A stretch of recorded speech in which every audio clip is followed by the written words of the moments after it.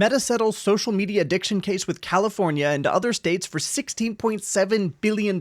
So over the last few years, a bunch of states have gotten together and sued Meta, along with other companies like TikTok and Snapchat, claiming that they knew that their social media and their social media algorithms were causing problems in kids, such as mental health issues and depression, but they never actually disclosed that knowledge to the kids or the parents. Rather, they intentionally hid those studies and the data pertaining to the negative mental health outcomes that it caused in children so that they could make more money. And so these states sued Meta under California's Right to Disclose Act, saying that social media itself isn't illegal, but if you have a product that could potentially cause harm to people, then you have to disclose that on the website. And Meta not only didn't disclose it, but they actually tried to bury any evidence. And while it's awesome to see a company like this that's large and corrupt paying a $17 billion fine, it's not all good news, considering that Meta, as part of the settlement, actually doesn't have to admit any wrongdoing. Now, why you would agree to pay $17 billion in fines when you didn't do anything wrong, I will honestly never understand. But this does mean that it's going to be more difficult for other cases pertaining to social media addiction, abuse, and negative health outcomes later in life to come forward, because no wrongdoing means that there's no precedent set. So there's not going to be any case law that can be referenced by cases in the future. But we did get some pretty major changes to social media that will impact users under the age of 18. We got strict time limits of 2 hours per day. The content is going to ban the use of beauty filters, and you have the ability to deactivate algorithmic feeds, as well as concealing like totals and other reactions. You can also block the app's access between midnight and 6 a.m., and notifications can be silenced from 10 p.m. to 7 a.m. There's also a new school mode that will block all notifications from 8 a.m. to 3 p.m. and mindfulness reminders that after 15 minutes of continuous use will basically tell you to go do something else, as well as give you warnings once you're close to reaching that 2-hour time limit. Now, I don't think anyone is of the belief that social media use in kids is like a great idea. I feel like a lot of us have collectively realized that it's kind of a poison for their minds. So even if Facebook is getting away with a fine, which is, let's be honest, a pretty small one considering it's only about 8% of their operating revenue, hopefully this will be the first step in building safer algorithms for children that don't harm them as much. Thanks, and subscribe on your way out.